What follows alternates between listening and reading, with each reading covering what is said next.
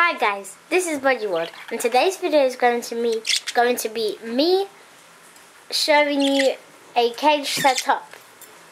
So, first, this is my cage. This is how big it is.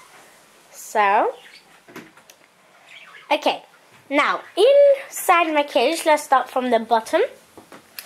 I have a food bowl here and a food bowl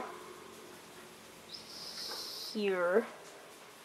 Then I have 3 small doors and 1 big door, so that is the perimeter of the big door. So also I have a stick that I'm going to wash someday. Then another stick here and 2 ladders going up to the top. Now at the top also I have 3 small doors and 1 big door.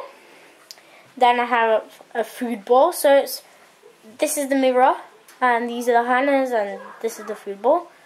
Then I have a stick, a swing, there water, cuttlebone over here, over here, then the